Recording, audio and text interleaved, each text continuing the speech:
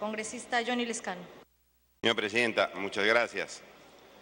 Nosotros pensamos que por solamente la comisión de 4 delitos y no por la comisión de los restantes que están en el Código Penal, no se puede disponer el curul vacío. Con ese mensaje estamos aceptando, señora Presidenta, que solamente estos delitos son los que permiten que el Congreso expulse del Parlamento a determinados parlamentarios y que por los otros delitos no. ¿Sí?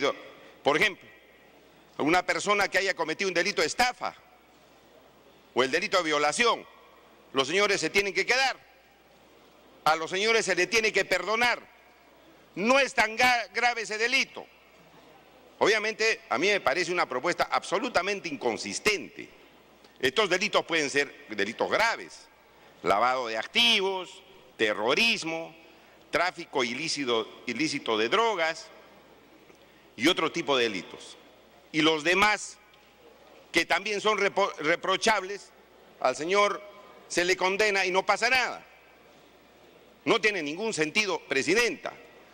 Yo pienso que cualquier delito doloso que podría cometerse y establecerse por parte del Parlamento tiene que ser materia, pues, de la pérdida de curul. Eso no puede mantenerse en statu quo.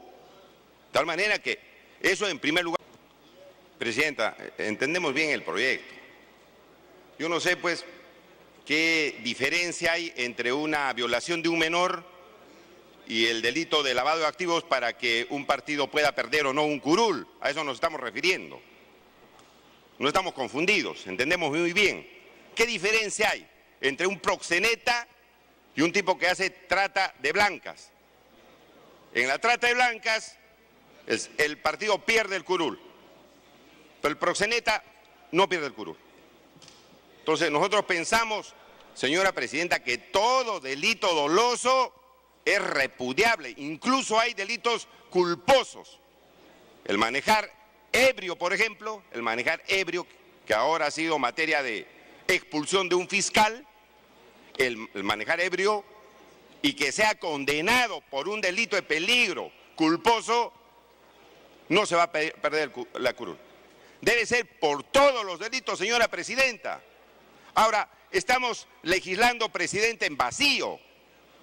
Estamos legislando en vacío. ¿Cuándo en el Perú algún parlamentario ha sido condenado, por ejemplo, por tráfico ilícito de drogas? ¿Cuándo? ¿Cuántas veces? ¿Cuántas veces por lavado de activo? ¿Cuántas veces van a condenar? ¿Y cuántas veces vamos a poder aplicar este dispositivo? Pero sí, por otros delitos, algunos parlamentarios han sido condenados y están siendo procesados. Y en esos casos sí. Dele tiempo. Y en esos casos sí, Presidenta, se debe perder el curul. Yo no sé por qué se tiene que hacer este tipo de discriminación. ¿Cuál es el criterio que solamente por 4 delitos la organización política pierde el curul y por los otros delitos no? Si todos los delitos un parlamentario no puede estar, obviamente, cometiendo este tipo de actos ilícitos, es expulsado. Pero entonces la organización va a poder reemplazarlo con otro parlamentario. ¿Qué sanción hay? No hay ninguna. Eso no tiene que sancionarse, se tiene que sancionar. ¿Cómo? Perdiendo el curul la organización política. Y nosotros pensamos, Presidenta, que por todo delito, la organización política debe perder la curul. Repito, en estos casos, ¿cuándo ha habido un sancionado? ¿Qué parlamentario ha sido sancionado por estos casos? Entonces estamos haciendo una ley sobre una ficción. Repito, en otros casos de delitos sí ha habido precedentes. Y hay que legislar pues sobre la realidad. No tenemos que legislar sobre supuestos que nunca se van a presentar. Y yo propongo, Presidenta, que sea sobre todos los delitos, por lo menos dolosos. Incluso hay culposos que debía darse la pérdida de curul por parte de la organización política. Por lo menos por los delitos dolosos. Entonces, en primer lugar eso.